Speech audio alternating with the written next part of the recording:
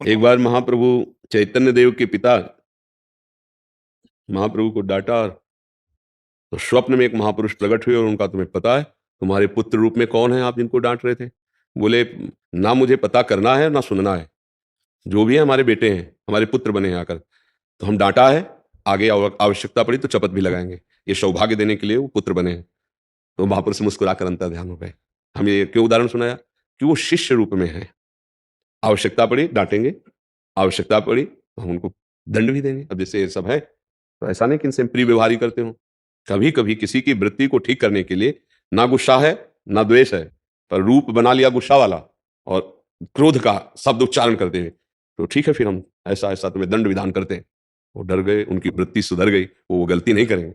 आज तो नाराज हो गए और एक सेकंड के लिए भी हृदय में कोई जलन नहीं है, कोई द्वेष नहीं है, पर हमें नाटक करना है। अगर हमें गुरुपद में भगवान ने बैठाला है, ये शिष्य हैं, तो हमको इनके दोष दर्शन करने हैं, इनकी गलती क्या हो रही, इनकी त्रुटि क्या हो रही, क्योंकि इनकी उन्नति कैसे होगी। अब ये तो हमारे ऊपर समर्पित हो गए, तो हम इनके ऊपर समर्पित हैं कि इनकी कोई भी गलती इनको परास्त न कर पावे। पहले से उस गलती को सावधान, और अगर त्रुटि होती है तो दंड विधान। तो उसमें थोड़ी कि इनके अंदर भगवान है, ये वैष्णव है, ये तो आचार्य परंपरा से है, तो अब हमारे अंदर जो मंत्र है वही मंत्र इनके अंदर है, जो आचार्य के अंदर मंत्र है वही इनके अंदर मंत्र है। पर हमको सेवा मिली है कि ये शिष्य है, इनकी कोई त्रुटि होगी तो हमें डांटना है, हमारी पूजा है इनकी। जरूरत पड़ी तो दंड विधान भी रचा जाता है। ऐसा नहीं कि सबको, जैसे आप ये स्वरूप देख रहे हैं, इतना ही नहीं है। जब अगर गलती कर दी तो कठोर स्वरूप भी है कि आपने हमारे सिद्धांत को जानते हैं, आपने ऐसा कैसे कर, तो अब क्या होगा, उनका चित्त संभल जाएगा और प्रभु की तरफ चलेंगे। तो आपका उद्देश्य उनकी उन्नति है, ना कि द्रोह है। जो हम द्रोह करके दंड देते हैं या द्रोह करके या किसी न्यून बात को लेकर के, वो ठीक नहीं है। हम उनकी उन्नति का भाव रख करके, उनके अंदर जो उस उन्नति में बाधक भाव है उनको हम उनको संबोधन, ये देखो आप ऐसा करते हैं, और दंड भी दिया जाता है तो वो मृदु दिया जाता है। मृदु, ना उसके शरीर की हानि हो, ना उसकी मानसिकता में निगेटिव भाव आने पावे। ये भी बात है, दोनों चीजें समझनी। जैसे कुम्हार मटकी को ऊपर से मारता है तो नीचे से थाप लगाए, अगर डांटा तो फिर शाम के बुला के गले लगा करके। ऐसा भी नहीं है कि डांट दिया तो अब उनका परमार्थ है कि अब सब कुछ छोड़ के महाराज जी के सारे हुए, अब यहाँ तो अतरे दिन। ऐसा भी नहीं, इतना प्यार भी देना है कि हर परिवार के संबंध का प्यार उनको एक जगह समझ में आए कि मेरे माता तो महाराज जी, पिता तो महाराज जी, मेरे गुरु तो महाराज जी, और मेरे दोस्त तो महाराज जी।